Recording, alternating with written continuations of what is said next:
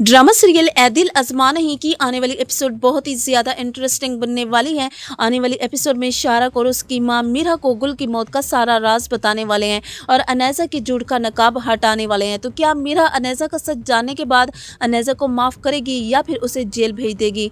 तो क्या होने वाला है आने वाली एपिसोड में? आने वाली एपिसोड में हम लोग देखेंगे कि शारक माजूर हो जाता है और अपने आप से अहद करता है कि दोबारा वो किसी भी लड़की को तंग नहीं करेगा और अपनी माँ से कहते हैं कि अम्मी मैं मीरा को बताना चाहता हूँ कि किस तरह से अनैज़ा ने गुल को बेदर्दी से मारा।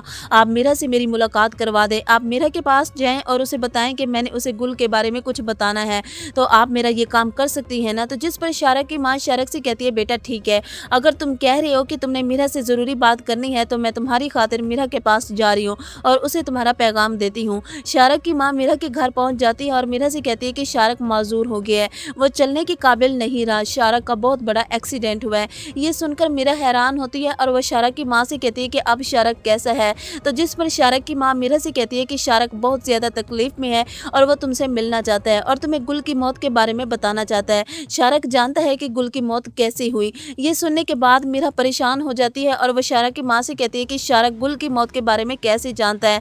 तो जिस पर शारक की माँ मीरा से कहती है कि तुम शारक से मिलो और उससे पूछो। मीरा शारक के घर पहुँच जाती है और शारक की हालत देखकर शारक से कहती है कि आज तुम जिस हाल में हो सिर्फ और सिर्फ अपनी हरकतों की वजह से हो। मुझे ये बताओ कि गुल की मौत के बारे में तुम कैसे जानते हो? ऐसा कौन सा सच है जो मुझे पता नहीं है? तो जिस पर शारक मीरा से कहते हैं कि गुल को अनैज़ा ने ही धक्का दिया था और गुल की मौत की जिम्मेदार सिर्फ और सिर्फ अनैज़ा ही है। ये सुनकर मीरा हैरान होकर शारक से कहती है कि तुम ऐसे यकीन से कैसे कह सकते हो? तो जिस पर शारक मीरा से कहते हैं कि असफंद इस बारे में जानता है और आपको असफंद ने सच नहीं बताया। ये सुनते ही मीरा शारक से कहती है कि क्या तुम ये कह रहे हो कि असफंद ये बात जानता है अनैज़ा ने गुल को धक्का दिया था? तो जिस पर शारक मीरा से कहते हैं कि हाँ। जिस पर मीरा शारक से कहती है कि इस बात का तुम्हारे पास क्या सबूत है?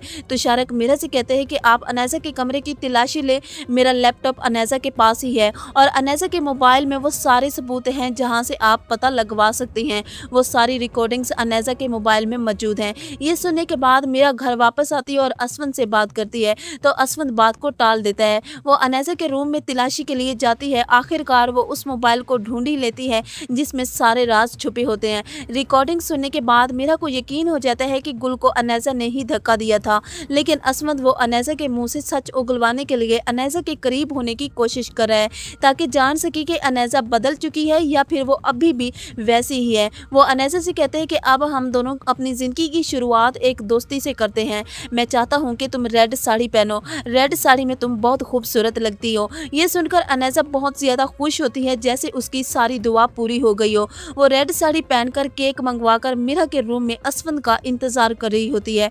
असफंद जब अनैज़ा को रेड साड़ी में देखता है तो वो अनैज़ा के करीब आने की कोशिश करता है ताकि जान सके कि आखिर अनैज़ा किस हद तक गिरती है अपनी बहन मीरा का घर बर्बाद करने के लिए।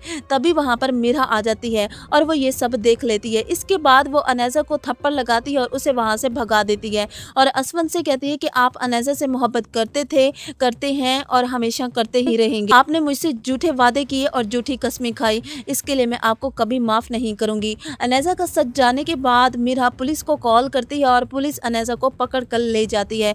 तो व्यूअर्स, आपको क्या लगता है कि अनैज़ा को जेल होगी या नहीं, और क्या अनैज़ा को जेल होनी चाहिए जो कुछ उसने गुल के साथ किया और अब जो कुछ वो मीरा का घर बर्बाद करने के लिए कर रही है? आपकी क्या राय है इस बारे में कमेंट्स में ज़रूर बताइएगा।